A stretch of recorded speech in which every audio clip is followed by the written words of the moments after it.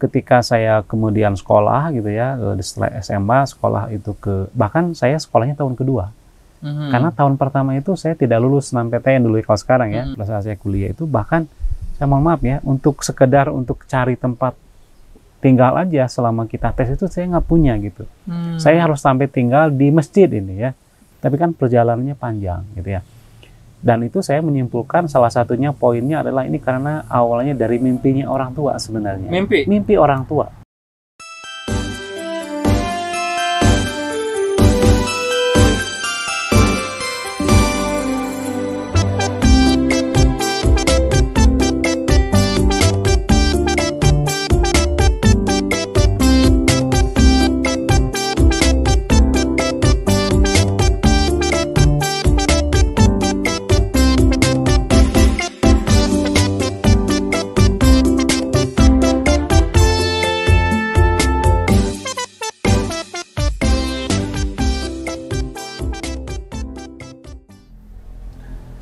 Assalamualaikum warahmatullahi wabarakatuh. Wargi Kapinis, alhamdulillah Pak Tepangdi sareng simkuring kuswandikang.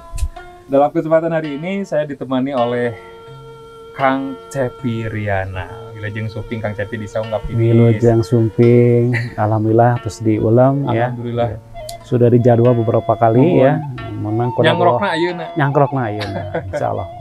Wargi Kapinis, Kang Cepi Riana ituin urang Cikajang. Beliau ini adalah salah satu putra daerah hareueus urang di Lembur yang bergerak atau dalam kesehariannya bergerak dalam bidang dunia pendidikan. Ia saluyu sareng nu aya di Saung Kapinis. Sapatos kumaha jalan caritana anjeunna di Lembur dugikeun ka ayeuna Cepi. Iya. Terus panginten bagaimana pendapat Kang Cepi terkait pendidikan kita nih di Indonesia seperti apa dan apa yang harus disiapkan oleh kita di Saung Kapinis, teman-teman Saung Baca Kapinis untuk supaya bisa sukses lah gitu ya. Mangga Guarka. Iya, nuhun. Jadi pertama-tama saya berterima kasih banyak nih bisa main ke sini ke Lembur ya. Ini di sini tuh tepat ya, lahir saya tuh di sini, persis di depan. Mungkin ada 2-3 langkah ke sini itu saya lahir di sini. Dan saat itu tahun 70-an lah lahir di sini. Ini memang alamnya tuh kurang lebih sangat luar biasa, indah. Dan sekarang ini kalau dilihat masyarakat di era modern ini, justru yang mereka kejar itu, mereka cari itu situasi seperti ini kan. Iya. Dan ini balik ke Lembur, jadi back to basic lah gitu ya, back to nature. Jadi ini luar biasa sekali. Nah, kalau saya sekarang kebetulan punya amanah ya di dunia pendidikan, jadi definitifnya bekerja sebagai pengajar, sebagai dosen. Namun demikian sudah beberapa tahun ini diberikan amanah juga untuk mengelola sebuah direktorat IT. Jadi irisannya adalah pendidikan dengan IT. Gitu. Pendidikan dengan IT. Betul. Dunia api ya tamu. Pas bisa. Nah, yang menarik begini bahwa sekarang ini kan dalam pendidikan itu ada nama partisipasi pendidikan. Jadi masyarakat warga anu kedahna sekolah, ieu teu sekolah. Itu dari zamannya saya sekolah itu meningkat. Mungkin bahasa kerennya itu namanya APK. Angka partisipasi kasar atau pendidikan. Saya teras naik berarti ya. Telah naik. Contoh kasus beginilah. Dulu waktu sekolah nih di SD Ciparai, SD Impres dulu sekolah ya. Dulu masih ingat, seketika sekolah Impres selesai, masuk SMP. Itu dari 2 kelas, 2 angkatan ya. Itu yang masuk ke SMP Cikajang, itu kurang lebih hanya 5 orang kurang lebih. Atau itu saparapat. Itu saparapat acan. Nah, itu kan ciri ya. Bumi ayeuna kurang ninggal, mungkin hampir semua anak sekolah melanjutkan ke jenjang berikutnya. Itu kan satu ciri ya, keberhasilan pendidikan dari sisi angka partisipasi yang mereka harusnya sekolah itu kemudian mencukupi, itu sudah mendapatkan grafik yang cukup tinggi ya. Meskipun mungkin Saung Kapinis juga bisa memfasilitasi anak-anak terutama di level pendidikan menengah ke perguruan tinggi. Ini memang kita masih mengkhawatirkan ya. Jadi kalau sekarang ini masih sekitar 34% warganya yang seharusnya mereka kuliah itu mereka nggak sekolah gitu. Padahal kalau teman-teman suka K-pop ya, di Korea itu mereka sudah 90% tuh angka partisipasi pendidikan tingginya itu. Nah ini mudah-mudahan nih dengan geliat memasyarakatkan pendidikan, karena pendidikan itu kan bisa membuka peluang jauh lebih tinggi untuk mereka bisa sukses gitu ya. Seperti itu nih, contohnya. Itulah kalau kondisi pendidikan saya pikir banyak mengalami perkembangan, perubahan, termasuk barangkali secara kualitas juga insya Allah semakin baik seperti itu. Iya Kang, intinya lebih baik lah ya. Lebih baik. Intinya lebih baik. Iya. Cuman ini yang ingin saya tanyakan kan, biasanya orang lembur kan sok minder Kang. Iya. Ya, Akang kan sama-sama orang lembur, iya. Gitu kan. Tapi kan faktanya ayeuna sudah bisa menjadi pengajar di UPI, bahkan pegang direktorat. Itu artinya bukan cerita yang langsung jadi jelek gitu kan. Gitu. Iya. Bagaimana orang lembur harus bisa bersaing, ngejar mimpinya untuk bisa mendapatkan posisi yang terbaik. Itu seperti apa? Nah, itu yang penting nih ya. Jadi kalaupun kemudian hari ini ya saya sudah dalam tanda petik lumayan bisa memberikan sedikit kontribusi lah ya, misalnya buat masyarakat. Di masyarakat pendidikan itu kalau misalnya adik-adik teman-teman searching ya di internet, masukin nama saya, itu mungkin sudah banyak yang sudah mengenal gitu ya. Hampir setiap bulan tuh beberapa kali kita diundang oleh banyak perguruan tinggi, banyak sekolah, lembaga pendidikan dan seterusnya gitu. Tapi kan perjalanannya panjang gitu ya. Dan itu saya menyimpulkan salah satunya poinnya adalah ini karena awalnya dari mimpinya orang tua sebenarnya. Mimpi orang tua. Meskipun itu kemudian akan menularkan, karena hal-hal yang sifatnya sikap, spirit, keinginan tuh menular ya. Kalau misalkan saya artikan, tidak cukup hanya keinginan budak, tapi kolot nanti kudu bukan harus, itu yang pertama. Jadi saya masih ingat dulu, di sini ya, orang tua saya bilang gini, kebetulan saya memang, saya sekarang lagi mempelajari tentang stunting ya. Mungkin termasuk kategorinya karena ternyata tidak tumbuh secara ideal.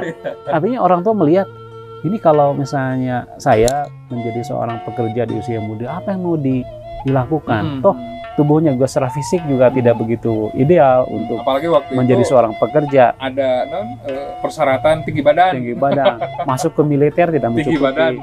Makanya orang tua ya ingin bahwa anak itu bagaimana juga harus kuliah. Meskipun dalam tanda petik tidak tahu juga bagaimana harus membiayai dan seterusnya. Saya berangkat dari Bandung. Nah ini yang cukup menarik, dulu ketika saya pertama kali ke Bandung, orang tua menitipkan untuk saya bisa masuk ke namanya SMF. Jadi dulu di Bandung tuh tepat di lokasi saya sekarang bekerja di kampus UPI itu ada namanya sekolah farmasi. Nah sekolah farmasi itu nanti lulusannya lulusan itu jadi asisten apoteker lah gitu ya. Dan itu pasti kan langsung bekerja, langsung dapat penghasilan. Qadarullah saat itu saya tidak diterima. Dan kalau kita renungkan sekarang itu, mungkin saya tidak akan bisa seperti ini kalau kemudian saya diterima sebagai seorang apoteker saat itu. Ketika saya kemudian sekolah gitu ya, setelah SMA sekolah itu bahkan saya sekolahnya tahun kedua. Karena tahun pertama itu saya tidak lulus SNMPTN dulu kalau sekarang ya. Tidak lulus SNMPTN, saya harus menunggu. Selama menunggu, saya juga dulu kan kursus dulu. Bahkan selama sekolah juga saya juga mesantren kan gitu ya. Istilahnya di sini tuh kan ada namanya santri kalong ya.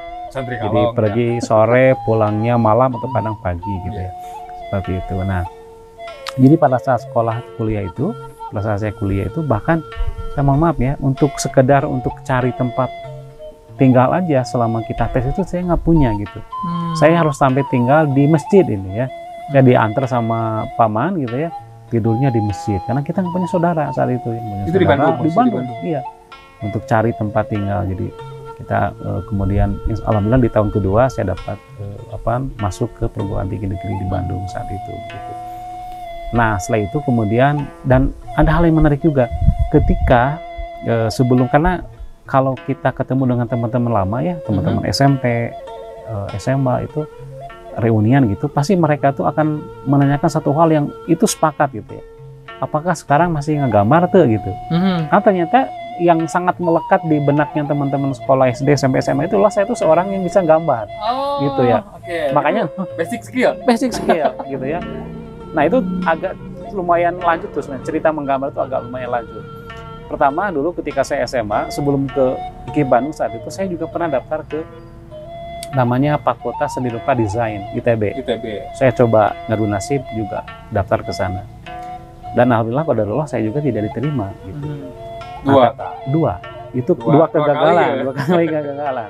Tapi apakah kegagalan itu kemudian saya sesali? Justru malah saya mendapatkan satu faedah dan hikmah gitu ya. Apa karena mimpi tadi? Karena mimpi tadi, betul. Pokoknya harus kuliah, harus sekolah gitu ya untuk bisa mendapatkan kehidupan yang lebih baik. Nah itu mungkin perjalanan, dan ketika saya sekolah, kuliah, saya tahu persis bagaimana jerih payah orang tua untuk membiayai gitu ya. Nah ketika sepanjang saya kuliah, saya masih ingat dulu ya, bekal saya itu selama kuliah itu cuma 100.000. Kalau 100.000 sekarang gimana? Sebulan gitu. Nah gimana saya bisa sekarang 4 hari itu udah satu mangkok paling nggak ya. Nah gimana saya bisa menghidupi ya, karena jujurnya nggak cukup gitu ya. Itulah bekal tadi, menggambar itu memang. Tapi memang di balik itu memang kreativitas memang yang paling penting gitu ya. Kreativitas. Jadi dulu itu kan waktu sekolah itu di kampus itu ya, yang namanya kegiatan mahasiswa itu kan hampir setiap minggu ada. Dan semua kegiatan mahasiswa ada seminar, ada pertunjukan, ada apa. Pasti mereka tuh butuh yang namanya dekorasi. Mereka tuh pasti butuh sertifikat gitu ya. Dan itu saya mengerjakan itu. Apa nama bagian iya lah. Iya, bagian sertifikat pasti kan ada buruhnya lah dalam tanda petik ya. Nah itulah hal-hal yang saya lakukan selama kuliah. Jadi selama kuliah pun yang dalam benak saya itu bagaimana kuliah cepat selesai, bisa membantu orang tua secara finansial. Bahkan kalau saya misalnya udah musimnya bayar SPP, saya tinggal bilang ke orang tua udah dibayarkan. Jadi itu hal-hal yang itu bagja seperti itu kurang lebih. Jadi memang, dan sekarang setelah kita dewasa, saya juga ngajar sudah sekian, sekarang hampir 20 tahun ya. 20 tahun. Dan secara global itu, ini cerita tuntutan global, bahwa masyarakat itu sekarang harus memiliki namanya 4C ya. 4C. Porcis ya. Namanya Porcis, 4C. Pertama, critical thinking, kemampuan berpikir kritis gitu ya. Yang kedua adalah kolaborasi, ya, kemampuan bekerja sama. Ketiga adalah komunikasi. Dan yang keempat adalah creativity. Ini yang kadang-kadang masyarakat kita itu kurang di situ. Contoh misalnya, kenapa kemudian hoax ini termasuk yang sangat subur di Indonesia ya, subur kan? Dan hampir semua informasi yang kita terima, setelah kita terima, jarang kemudian ditelusur, dipaluruh, di mana sumbernya, kuma kepalidanannya gitu. Yang penting dia dapat menarik di share gitu ya. Kadang dianggapnya gitu. Kemampuan untuk mengolahnya itu riwe. Apalagi kalau kita nariknya ke urusan agama kan mesti ada namanya tabayun dan seterusnya kan begitu. Karena memang secara umum masyarakat kita tuh critical thinkingnya lemah. Jadi ketika informasi itu tidak ditelusur gitu ya. Dan kita kan kadang-kadang tabu gitu ya untuk bisa menanyakan kembali, meng-cross check gitu ya. Oke, satu critical thinking itu memang satulah yang dibutuhkan. Kedua adalah masalah komunikasi, kemampuan berkomunikasi. Nah, ini yang skill komunikasi. Nah, skill komunikasi ini kita kalau punya sesuatu hal yang baik, punya gagasan, punya ide, kalau nggak dikomunikasikan nggak mungkin bisa nyampe ke orang lain. Gitu. Diobrolkan, diwangkongkan. Dan ternyata memang kunci keberhasilan ketika orang bekerja pun ini juga komunikasi. Ini hal yang menarik juga. Pengalaman pribadi ya. Ketika dulu saya kuliah, saya kan di teknologi pendidikan. Belajar banyak tentang media. Ada media grafis, animasi, video, segala macam dipelajari, bikin kurikulum. Sehingga dalam benak pikiran saya ketika saya nanti bekerja, berarti semua kemampuan itu kan harus diterapkan kan begitu ya. Saya harus istilahnya masagil gitu ya dengan kemampuan itu. Tapi apa yang terjadi? Dulu pekerjaan pertama saya itu adalah sebagai namanya networkers ya, content networker di satu perusahaan asing namanya perusahaan cyber.com gitu. Nah ternyata itu tidak terbukti. Jadi begitu saya bekerja, si manajer saya bilang, Pak ini divisi animasi, divisi desain, ini divisi konten segala macam. Jadi Bapak kalau punya ide, Bapak tinggal komunikasikan dengan mereka gitu. Jadi tidak perlu kita mengerjakan itu semua gitu. Ini sangat luar biasa. Pengalaman itu membukakan wacana baru bahwa ternyata di dunia pekerjaan itu kemampuan berkomunikasi itu menjadi penting. Gitu. Karena kan saya ngomong dengan, saya punya ide misalnya kan untuk membuat game pendidikan nih, saya tinggal ngobrol dengan bagian programmer. Nah, kalau kita misalnya punya kemampuan mengkomunikasikan, gitu kan ya, dengan komunikasi yang baik, ya, sebagai teman satu relasi, kita berkomunikasi dengan atasan segala macam menjadi kunci keberhasilan sekarang. Menarik. Bagaimana komunikasi bisa jadi bridging? Iya. Menyampaikan ide dengan komunikasi, men-set up tim, iya. Critical thinking, communication skill, kolaborasi. Iya, itu sama juga tadi kolaborasi. Karena gini, kolaborasi ini dalam bahasa kita itu kan sebetulnya saling bekerja sama gitu ya. Karena kan secara hakikat filosofikal ya, manusia ini kan makhluk homo sapiens ya, homo sosial ya, jadi tidak bisa lepas dari bantuan orang lain.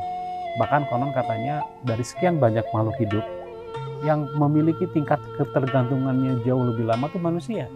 Coba lihat misalnya kambing misalnya kan, kambing begitu lahir 1-2 jam sudah bisa jalan. Manusia sudah punya anak, bahkan sudah punya cucu, masih bergantung sama orang tua kan. Jadi katanya memang lebih jauh lebih lama. Pekerjaan juga, saya sekarang katakanlah sebagai atasan di kantor. Tidak ada pekerjaan yang apalagi yang besar itu yang bisa diselesaikan oleh individu. Nggak bisa. Semuanya mesti kerjasama, mesti kolaborasi, ya. Jadi masing-masing punya kemampuan. Jadi gini katanya, manusia itu semakin hari semakin terkotak-kotak pada spesifikasi kemampuannya masing-masing. Tapi ketika mewujudkan dalam sebuah pekerjaan, kuncinya adalah kolaborasi. Jadi dua sisi mata uang memang yang bisa lepas. Antara kemampuan expertise-nya, jadi keahlian masagi di bidang tertentu, kemudian yang kedua adalah kemampuan kolaborasi. Itu nggak bisa lepas. Jadi nggak bisa dilepas. Itu kemampuan. Kemampuan. Skill ya. Skill yang harus dilatih. Harus dilatih. Betul. Mau di luar mau kudu pahayek-hayek. Iya. Pahayek-hayek. Saya bagian dia, kamu bagian itu, kamu bagian itu dibijikan menjadi sesuatu yang baru, kekuatan baru. Kalau dalam culture Indonesia gotong royong kan. Gitu. Gotong royong, gotong royong. Gitu. Sebetulnya kan kuncinya. Satu lagi adalah kreativitas. Inilah puncaknya sebenarnya. Puncaknya. Jadi kreativitas ini bahkan sekarang ini mungkin bahasa agak sedikit ilmiah ya. Itu sekarang tuh namanya conceptual age. Zaman sekarang itu. Jadi orang yang bisa sukses dalam kehidupan mereka itulah orang-orang yang punya kreativitas, yang punya ide, punya gagasan, punya pola pikir yang berbeda dengan orang lain. Jadi kalau misalnya saya surat cerita ke mahasiswa ataupun ke para guru, para dosen kalau kita sedang mengajar ya. Coba Bapak Ibu tentukan misalnya 3 orang di antara orang yang Bapak Ibu anggap itu orang yang penunjul lah ya, penunjul, berhasil, sukses gitu ya. Dalam bidang apapun silakan Bapak Ibu. Tunjuk aja dalam benak kita ya siapa. Coba apakah di antara mereka ada satu hal yang namanya kreativitas. Contoh misalnya di dunia usaha misalnya kan, yang dia usahanya maju dibandingkan dengan yang lain, ada nggak di situ ada kemampuan kreatifnya? Pembedanya pasti ada. Dunia birokrasi misalnya, meskipun misalnya sama-sama PNS itu ya yang saya amati, PNS yang maju, yang sukses selalu ada kreativitas. Itu bahkan dalam banyak kesempatan yang namanya kreativitas itu bisa menimbulkan namanya multiplier effect. Contoh gini misalnya, dulu ketika saya ada satu lawatan ke namanya Pulau Belitung ya, Pulau Belitung ya. Nah, Pulau Belitung itu dulu katanya tahun 80-an, di petanya aja sampai nggak kelihatan, tapi saking nggak terkenalnya. Sekarang itu di sana jadi destinasi wisata yang paling ditunggu gitu ya, salah satunya di Indonesia. Gara-gara apa? Gara-gara tadi seseorang orang sana punya kreativitas, bikin tulisan, dan itu dampaknya tadi multiplier effect ya, ekonominya naik, bikin film ada visual gitu. Nah itu juga yang saya alami dulu waktu kuliah. Nah zaman sekarang itu mungkin sudah tidak ada ya gap di antara kakak tingkat di kuliahan gitu. Kemudian zaman saya itu ada namanya madestu ya, masa depan suram. Kuliah tuh begitu, jargonnya tuh gitu. Ngapain kamu masuk ke IKIP gitu ya? Kakak tingkat tuh yang ngomong ya. Oh, kok gitu susah nyari kerja dan seterusnya gitu ya. Agak sedikit down juga, tapi saya berpikir gini, masa sih lembaga sebesar ini kok menyediakan sebuah prodi yang tidak memiliki, bisa menjanjikan masa depan yang lebih baik. Nah, makanya hal yang saya lakukan pada saat itu, saya dengan teman-teman komunitas di angkatan saya itu membuat sebuah lembaga, namanya masih ingat saya, namanya Teknomedia dulu. Dengan lembaga Teknomedia itu saya memproduksi berbagai macam media pembelajaran, bahkan ada dulu namanya Radio Antasalam yang saya ingat ya. Nah, sekarang sudah nggak ada mungkin di Bandung. Itu setiap minggu saya rutin ngisi di Antapani, ngisi satu segmen untuk anak-anak. Jadi saya bikin. Itu tahun berapa kan? Kurang lebih kan saya lulus tahun 2000 ya, mungkin tahun 98-an lah kurang lebih. Jadi kita masih di lembur ya, produksi cerita-cerita seperti Ken Arok, Ken Dedes ya, tapi dibuat dalam bentuk cerita semacam drama kumbara lah gitu ya. Gitu. Tapi serinya untuk pembelajaran. Itu sampai seperti itu. Masih punya itunya nggak kan? Oh itu recording. Karena recordnya kan dulu masih menggunakan ini pita ya, magnetik ya. Wah itu saya harus buka-buka lagi. Wah itu aset itu. Kalau ada kayaknya masih ada. Harus ada. Betul. Bahkan dulu saya pernah dapat beberapa kali juara itu PKM. Karena modalnya kreativitas. Saya berpikir kita harus bisa membuktikan itu gitu ya. Membuktikan itu bukan dengan omongan tapi dengan karya gitu ya. Nah itu. Makanya ketika kita menghasilkan banyak karya, kalau di dunia perguruan tinggi itu kan ada event namanya PIMNAS ya, Pekan Ilmiah Nasional gitu. Itu saya udah banyak kemana-mana gitu. Dan itu modalnya kan sebetulnya hanya kita memikirkan sesuatu yang kira-kira diperlukan lah dalam bentuk produk gitu ya, dalam bentuk karya, dalam bentuk yang bisa digunakan dan bermanfaat. Itu kuncinya sebenarnya.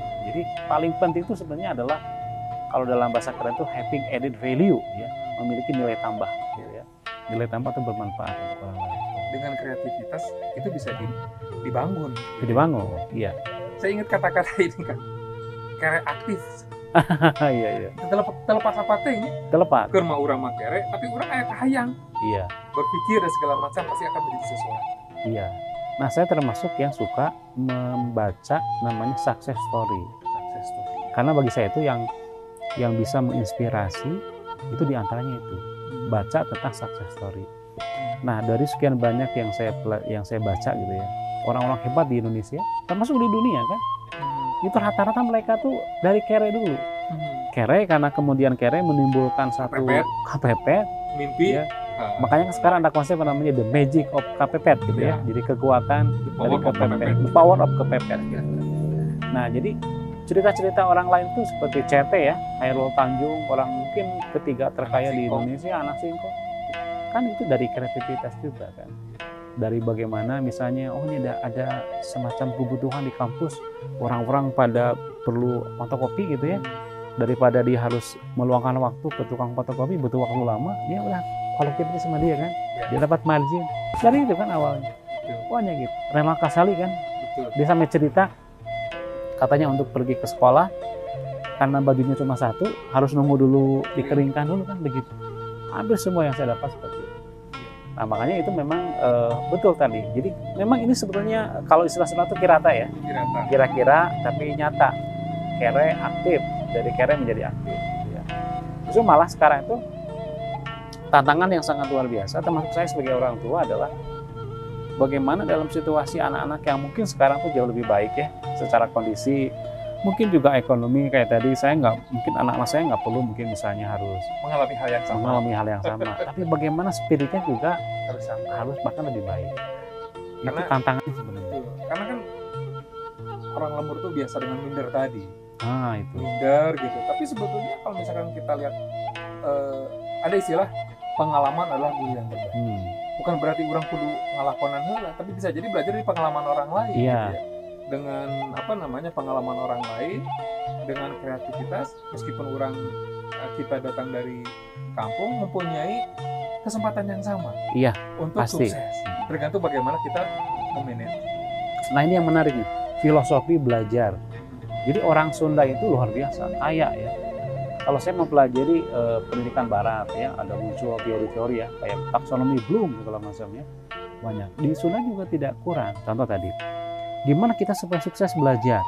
Kita menggunakan namanya istilahnya sumber ya, sumber belajar. Sumber belajar itu alat bahan yang kita perlukan untuk belajar itu. Nah dalam filosofi Sunda itu ada pertama kita harus belajar dari daluang. Daluang. Ya. Daluang ini kan sebetulnya alat atau bahan yang digunakan oleh orang-orang zaman dulu untuk nulis kan.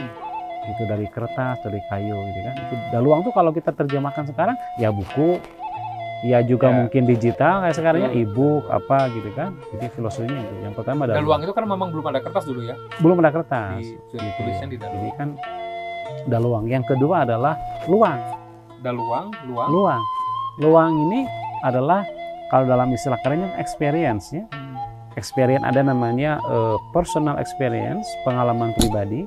Makanya kan ada istilah personal experience is the best teachers. Ya, jadi pengalaman pribadi adalah guru yang terbaik. Nah, jadi itu pengalaman ini. Jadi pengalaman ini tadi perlunya kolaborasi. Sekarang malah ada istilah namanya thesis knowledge segala macam itu istilah yang itu ya. Jadi luang ini kan pengalaman kita sendiri ataupun pengalaman orang lain. Nah, ini kan ngawangkong ini kan dalam rangka untuk belajar untuk mendapatkan luang dari sesama orang ya. Nah, jadi luang pengalaman, kemudian papada urang, tadi kolaborasi itu. Jadi luang dan papada urang.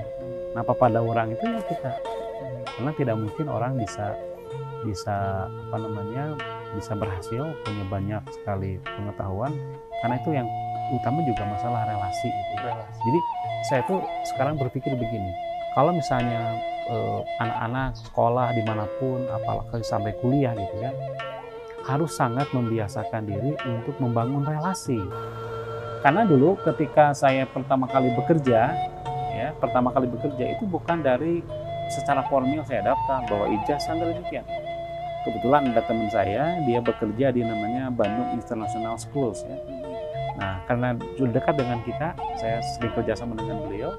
Dia menginfokan, misalnya itu ada perusahaan IT yang baru bangun gitu ya, butuh tenaga. Coba deh daftar gitu ya, saya sudah rekomendasikan kayak gitu. Itu kan gara-gara ada tadi belajar dari kepada orang, membangun relasi gitu. Dan saya menemukan juga pengalaman saya melihat para lulusan ya di prodi saya lihat gitu saya perjalanannya itu dan banyak hal-hal yang tidak terduga. Maksudnya gini, mahasiswa yang kuliahnya rajin sekali, IPK-nya cum laude begitu ya.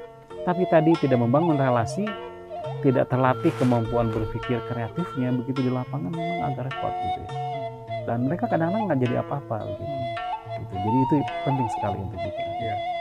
Kang Cepi hatur nuhun, tos sumping ka saung kapinis, tos ngalongok ka saung kapinis, ngawangkong ikro ti jami ieu mah. Ini idea nih, saya nyebutnya idea. Usianya di bawah.